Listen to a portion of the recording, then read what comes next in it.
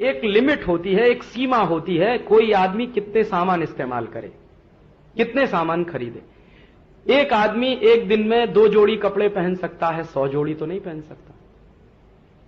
एक आदमी एक दिन में 2-3 बार पेस्ट कर सकता है, 50 बार तो नहीं कर सकता।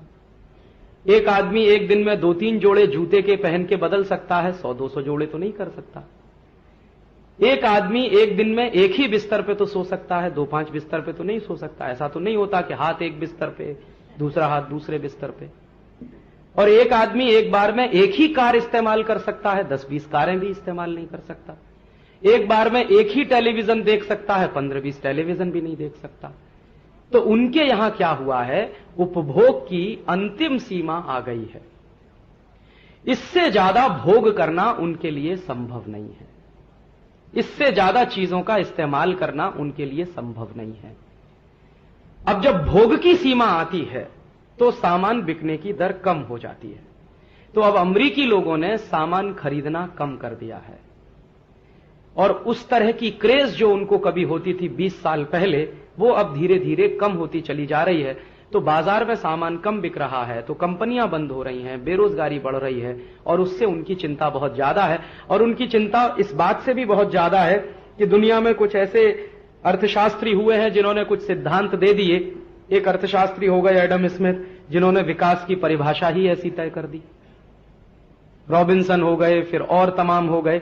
इन सब अर्थशास्त्रियों ने कुल मिलाकर जो विकास की परिभाषा तय की वो ये थी कि जितना ज्यादा से ज्यादा आप उपभोग करो, जितना ज्यादा से ज्यादा आप कंज्यूम करो, आपके कंजम्पशन का पैटर्न जितना बढ़ता चला जाएगा, आपके भोग करने की दर जितनी बढ़ती चली जाएगी, उतने ही आप विकसित होते चले जाएंगे। तो विकास की उन्होंने एक परिभाषा दे दी। दुर्भाग्य से ये अमेरिका और यूरोप वाले देश सब उसी में फंस गए कि ज्यादा से ज्यादा भोग करना है, ज्यादा से ज्यादा उपभोग करना है, तो उत्पादन भी ज्यादा से ज्यादा करना है, तो भोग करने की कोई सीमा नहीं होनी चाहिए, तो विकास उसी से होगा।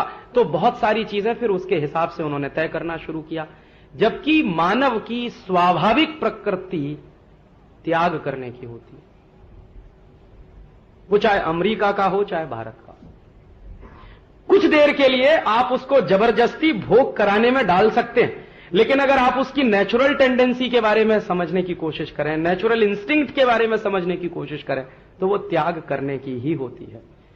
इसलिए भारत के मनीषियों में और अमेरिकी अर्थशास्त्रियों में बड़ा भारी फर्क रहा। यहां के मनीषियों ने विकास की एक ऐसी कल्पना की जिसमें आपसे कहा गया तेन त्यक्तेन भुंजी था, ईशावास्यम इदम सर्वम यत्किंच जगत्याम जगत तेन त्यक्तेन भुंजी था। हिंदुस्तान की सबसे बड़ी फिलॉसफी है तेन त्यक्तेन भुंजी था, त्याग पूर्वक भोग। त्याग भी नहीं, भोग भी नहीं, त्याग पूर्वक भोग। तो आप मनुष्य हैं, मानस हैं, और अगर आप त्याग में निकल गए तो आप फिर ईश्वर हैं। किसी भी समाज में त्याग करने वालों को ईश्वर मान लिया गया, वो भारत में ही मिलेगा आपको। उदाहरण के लिए भगवान राम महल में रहते हैं, दशरथ के बेटे हैं, राजकुमार हैं, तब तक उनको कोई नहीं पूजता। जब महल छोड़ दिया, राजकुमारी छोड़ दी, सब कुछ ऐशो आराम छोड़ दिया और 14 साल तपस्या करने के लिए चले गए, तो मर्यादा पुरुषोत्तम हो गए। तो हम तो मर्यादा पुरुषोत्तम की पूजा करते हैं ना, राजकुमार राम की पूजा तो कोई नहीं करता इस देश में। या महात्मा बुद्ध जब अपने ऐशो आराम छोड़कर साधना के पथ पर निकले, उन्हीं गौतम बुद्ध की पूजा की जाती है ना, उसके पहले वाले की तो कोई नहीं करता। या महावीर स्वामी सब कुछ छोड़ा, ऐशो आराम छोड़ा, महल छोड़ा, सब कुछ छोड़ दिया, साधना की, तो तीर्थंकर हो गए, ईश्वर मान लिए गए।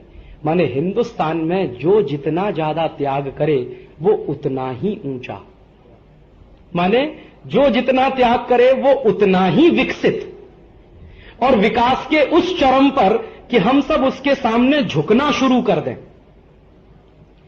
हमारे देश में आप और हम सब साधु संतों के सामने झुकते हैं तो उनके त्याग के कारण। भोग में नहीं झुकता है कोई भी आदमी, तो भोग में झुकने का संभव भी नहीं है। तो यहां तो त्याग आधारित विकास रहा और वहां तो भोग आधारित विकास रहा। त्याग आधारित विकास लंबे समय तक चलता है। 2000 साल चलेगा, 5000 साल चलेगा, 10,000 साल चलेगा, 25,000 साल भी चल सकता है, 1 लाख वर्ष तक भी चल सकता है, क्योंकि सस्टेनेबल होता है। भोग आधारित विकास तो 50 साल में ही खड्डे में पहुंच जाता है, क्योंकि लगातार भोग करते करते आदमी एक ऐसी सीमा पर पहुंचता है कि वहां फिर पशु में और उसमें कोई फर्क नहीं दिखाई देता, और फिर उसके जीवन का वो आखिरी हिस्सा होता है। और हम त्यागमय हैं, ये प्रकृति भी है हमारी।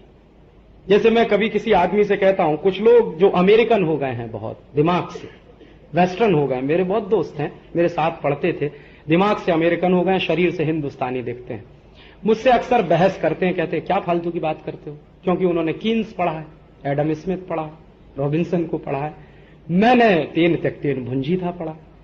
तो मैं कहता हूं भाई कि त्याग आधारित ही विकास दुनिया में चल सकता है, वो ही सस्टेनेबल हो सकता है। वो कहते हैं कि तब फिर डेवलपमेंट कैसे होगा? मैंने कहा डेवलपमेंट भी उसी में होगा, उसी के आधार पर होगा।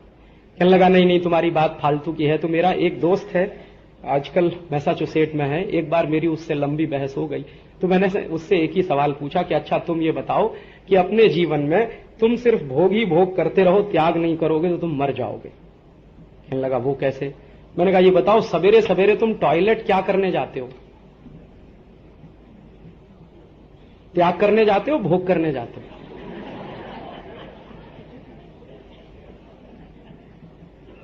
एग्जाम्पल मैंने बहुत क्रूड चुना है ताकि आपको समझ में जल्दी आए।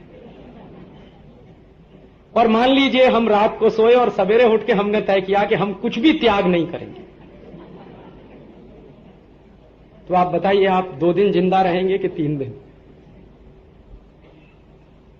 माने त्याग से ही चलता है आदमी, और ये एक स्वाभाविक प्रक्रिया है, इसमें सोचना नहीं पड़ता है।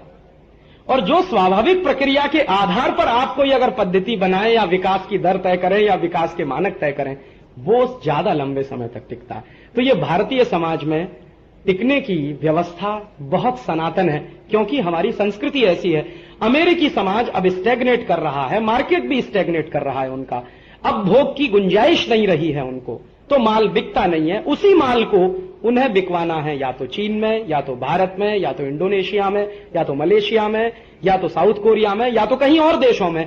तो उन्होंने एक नए तरह का कॉलोनाइजेशन शुरू किया है, और उस कॉलोनाइजेशन का प्रतीक है अमेरिका की ये जो चीजें चल रही हैं, उनके ये जो रिएक्शंस हैं, ये उस कॉलोनाइजेशन के प्रतीक है।